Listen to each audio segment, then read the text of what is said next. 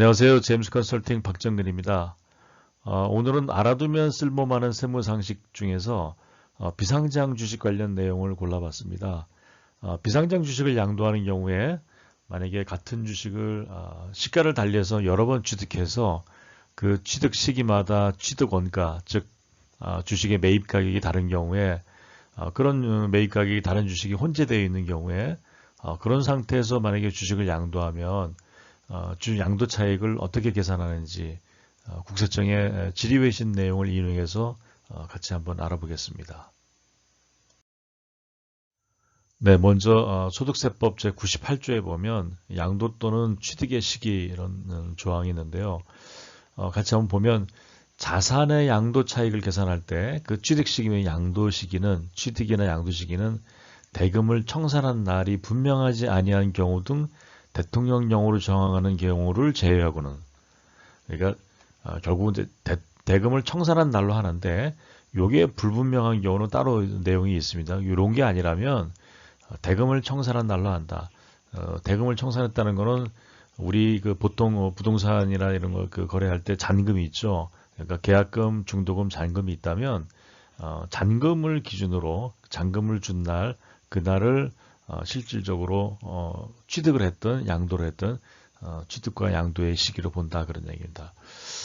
이 경우에 자산의 대금에 만약에 그 금액은 만약에 세금을 양수하는 사람이 부담하기로 했다 그러면 양도 금액에서 그 금액만큼은 빼줍니다. 그러니까 세금을 만약에 양수인이 부담하기로 했다 그러면 양도소득세 및 양도소득세 관련된 부가세 혹은 지방세 이런 것들이 있겠죠. 그런 것들은 자산의 대금에서 제외해 줍니다.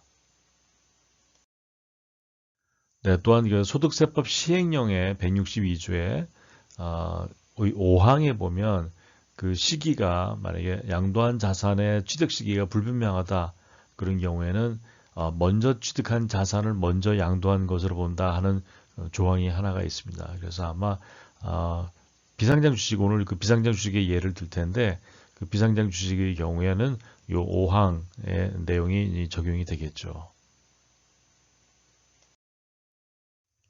네, 그래서 국세청에 질의하신 분의 이게 취득 내용입니다. 그래서 같은 회사 주식을 만약에 2017년 1월, 2017년 4월, 이때는 기간이 짧으니까 그런 것 같고요. 그다음에 2018년 11월 한 1년 반 지나서 또 취득을 했는데 이게 이제 주식수는 13,400주, 13,400주, 2만 주 이렇게 취득을 했고 2017년에 취득할 때는 5,000원에 액면가로 취득을 했는데 2018년 1년 반 지나서는 15,000원에 취득을 했습니다.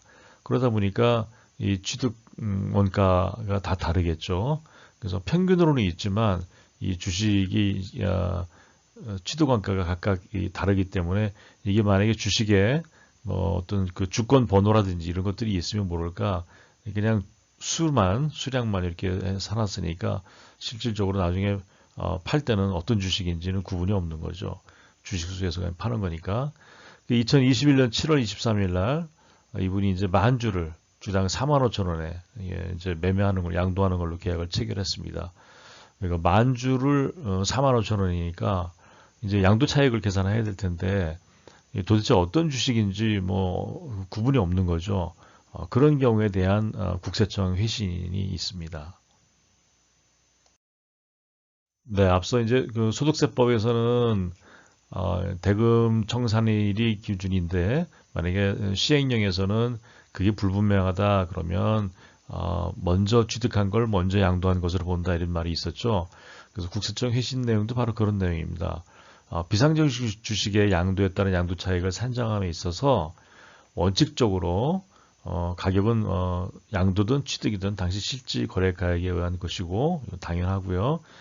양도 자산의 취득 시기를 판정함에 있어서는 만약에 양도한 주식의 어떤 주권 발행 번호, 그러니까 어떤 주식인지를 서로 구분할 수 있는 발행 번호라든지 기타 증빙 자료가 있다면 그래서 그 취득 시기를 구체적으로 확인할 수 있으면 그 확인되는 날이 취득 시기가 되나 만약에 양도한 비상장 주식의 취득 시기가 분명하지 아니한 경우 앞서 45,000주 중에서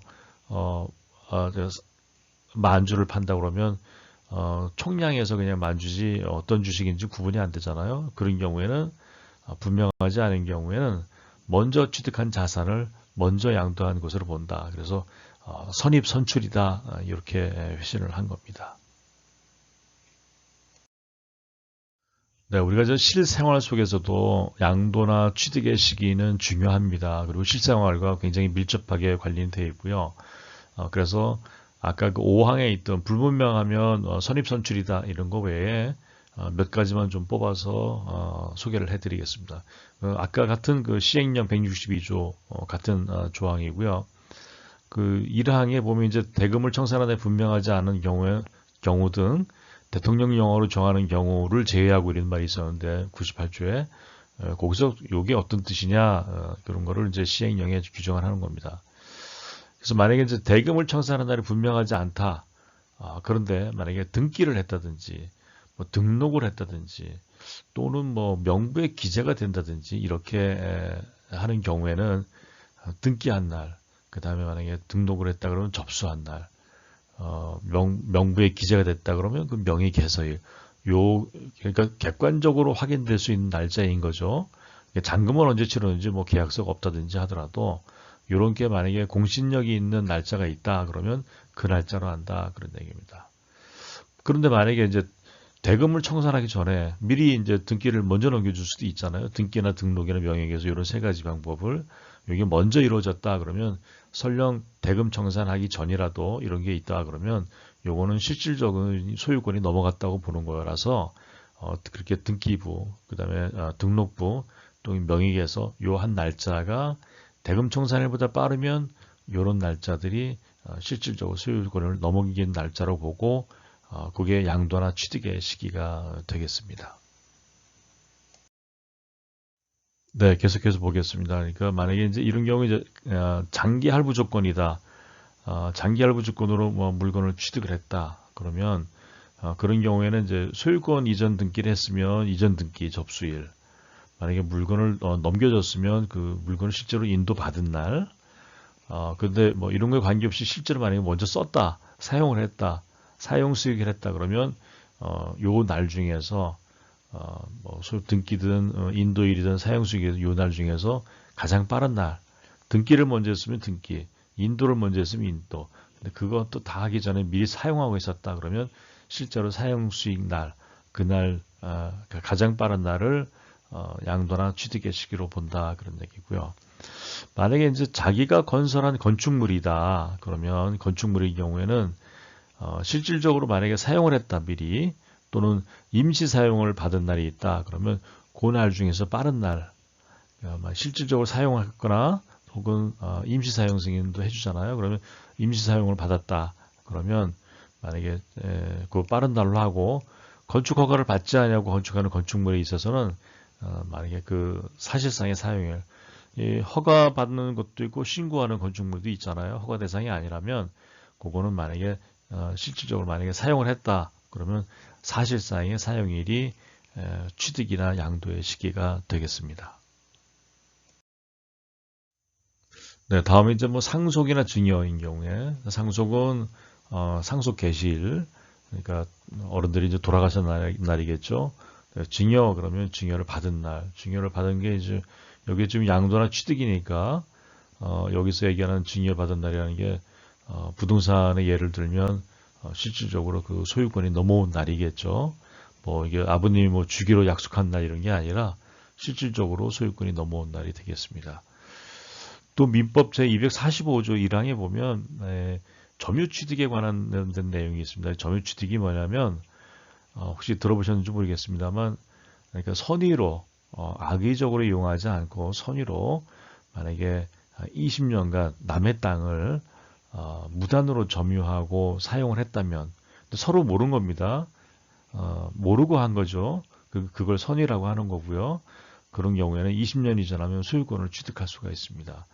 소유권을 취득할 때 어떻게 취득하느냐? 소유권 이전 등기를 해야지 실질적으로 내 땅이 되겠죠. 20년 지났으니까 내 땅이다 그냥 소리만 지를 게 아니라 실질적으로 등기를 해야 됩니다. 그런데 만약에 등기를 했다 그러면 등기하는 순간에 취득을 한 게 아니라 등기를 했다 그러면 실질적인 취득 시기는 점유를 개시한 날로 본다는 거죠. 그러니까 20년 전인 거죠. 또 무단으로 점유한 경우에는 20년이지만 만약에 나도 모르게 선의로 똑같은 뜻의 선의로 만약에 등기를 했다. 그러면 그런 경우는 10년만 지나도 자기 땅이 됩니다. 그러니까 이건 등기를 했으니까 자연스럽게 10년 지나면 다시 또 소유권 이전 등기를 할 필요가 없잖아요. 그런 경우에는 10년이 지나면 자연스럽게 소유권 취득을 하게 됩니다. 요게 이제 민법상의 제245조 1항인데 이런 경우에는 그렇게 소유권 이전 등기나 이런 것들이 기준이 아니라 만약에 그렇게 해서 취득을 했다 그러면 점유를 개시한 날 취득한 걸로 보겠다 그런 얘기입니다. 네, 이제 마지막으로 하나 더 소개해 드릴 건 이제 수용에 관련된 겁니다. 만약에 이제 수용을 당하시는 사례들이 꽤 많으신데 요즘 뭐 또 신도시 개발한다고 그러고 많죠. 수용을 당했다 그러면 수용 경우에는 대금을 청산한다. 혹시 돈을 받거나 아니면 수용 개실, 수용 개실이라면 이제 뭐 토지를 더 이상 이제 내 땅이지만 수용이 시작됐으니까 뭐 사용이나 수익이 안 되는 그런 경우겠죠. 그렇게 수용 개시일자 혹은 소유권 이전 등기 접수일, 그러니까 이제 수용돼서 뭐 LH 공사로 넘어갔다든지 그러면 소유권 이전 등기일, 그러니까 돈을 받거나 실질적으로 사용을 할 수 없게 되거나 또는 등기가 넘어갔다 그러면 그 중에서 가장 빠른 날, 그 날을 양도의 시기로 봐야 되겠죠. 이건 수용이니까. 만약에 이제 소유권에 관련된 소송으로 보상금이 공탁됐다. 그러니까 이게 지금 이제 LH하고 만약에 소송이 있어서 LH가 이제 보상금을 공탁을 걸어놓을 수도 있잖아요.